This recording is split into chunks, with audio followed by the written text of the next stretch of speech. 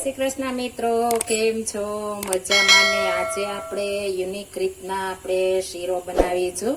તે પણ આપણે રાગીના લોટનો. આપણે કોઈ પણ કરિયાણાની દુકાને આપણે રાગીનો લોટ પેકિંગમાં મળી રહે છે. મેં રામદેવનો આવે છે તે પેકિંગમાં લીધો છે અને આપણે એકદમ ગુણકારી છે. આ નાના બાળકોને આ રીતના શીરો કરીને ખવડાવ્યો હોય તો આપણે તેને બધા વિટામિન્સ, પ્રોટીન્સ બધું મળી રહે છે. એટલે આપણે રાગીનો લોટ નાના બાળકો માટે અને મોટાને બધાને ફાયદા કરે છે. આપણે સેરેલેક ને પાવડર પાઈએ છીએ, તેના કરતાં આ રીતના આપણે શીરો અથવા તો આની રોટલી કરીને ખવડાવી હોય નાના બાળકોને તો પણ એટલો ઉપયોગ આપણે આવે છે. એટલે આપણે આ શીરો બનાવવા માટે મેં 1 વાટકી રાગીનો લોટ લીધો છે અને આપણે પરફેક્ટ માપ સાથે બનાવશું. તો તમે મારી એક ટીપ ફોલો કરજો તો તમને ખ્યાલ આવે કે કઈ રીતના બનાવવાનો છે.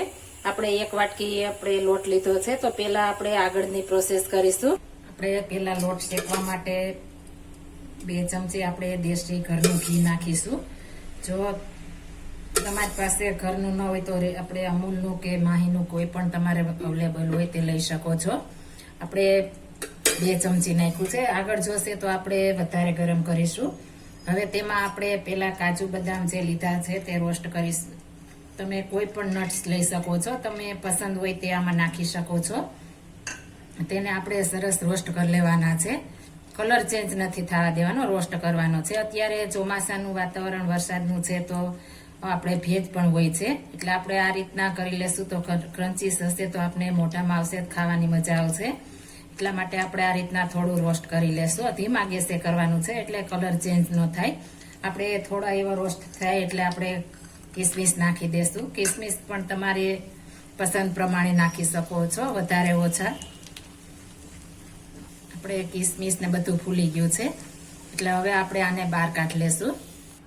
હવે આપણે રાગીનો લોટ લીધો છે તે નાખી દેશું અને તમારે જો ઓછા ઘીમાં કરવું હોય તો પણ આનો મસ્ત આપણે શીરો બનશે. મારે થોડું વધારે ઘરમાં નાખીએ છીએ એટલે નાખું છું. બાકી તમારે જો આપણે બીપી વાળાને ખાવું હોય તો આપણે આ રીતના આટલું ઓછું ઘી હશે તો પણ મસ્ત બનશે. અને એકવાર બનાવશો તો નાના બાળકો પણ મસ્ત માગીને ખાશે, તેટલો મસ્ત બને છે આ શીરો. આપણે સરસ શેકાઈ ગયો છે. હવે આપણે સ્લો કરી નાખીશું આપણે ગેસની ફ્લેમ અને આપણે ખાંડ લીધી છે તે નાખી દેશું. તમે ગળ્યું તમારા પ્રમાણે નાખી શકો છો. મેં 4 મોટી ચમચી ખાંડ લીધી છે અને પેલા આપણે ખાંડ નાખીશું, ત્યારબાદ આપણે પાણી ઉમેરવાનું છે એટલે આપણે ટેસ્ટફુલ બને. મિક્સ થઈ જાય પછી આપણે ગરમ પાણી નાખી દઈશું. આપણે ગરમ પાણી સોરમ બળે તેવું ગરમ પાણી થવા દેવાનું છે. જો કાચું હશે તો ટેસ્ટ નહીં આવે. આપણે પાણી નાખ્યા પછી સતત આ રીતના આપણે હલાવવાનું છે. એક પણ લમ્સ ન રહે તે રીતના આપણે મિક્સ કરવાનું છે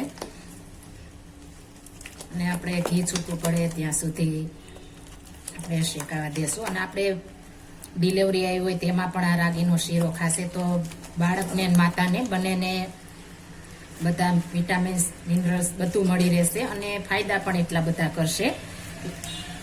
તે સરસ ઘી છૂટું પડવા માંડ્યું છે. હવે ગેસની ફ્લેમ બંધ કરી દેશું અને 2 મિનિટ માટે આના વાસણમાં રહેશું, થોડી વાર હલાવતા રહેશું.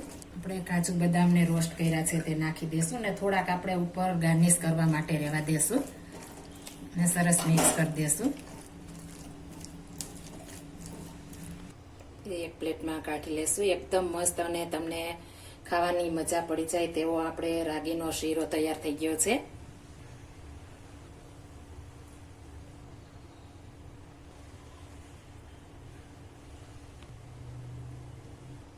મસ્ત મજાનો શીરો તૈયાર થઈ ગયો છે. ઉપરથી આપણે કાજુ બદામ ને કિસમિસ છે તે ગાર્નિશ કરી દેશું. આપણે રોસ્ટ કરીને જ નાખવાના છે તો એકદમ મસ્ત ફ્લેવરફુલ આપણો રાગીનો શીરો બનશે.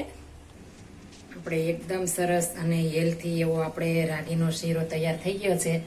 તમે એકવાર જરૂર ટ્રાય મારજો અને નાના બાળકોને તો તમે આ જ શીરો ખવડાવજો. નાના બાળકો હોય ત્યારે આપણે શીરો બનાવીએ છીએ તો જો રાગીનો ખવડાવશો તો તેને ઘણા બધા ફાયદા કરશે. તો જરૂર નાના બાળકો માટે અને બાળકની મા માટે બંને માટે આપણે ડિલિવરી ટાઈમે કર્યો હોય તો એકદમ સરસ અને હેલ્થી છે અને ગુણકારી પણ એટલો છે. ગુણના ભંડાર છે રાગીમાં.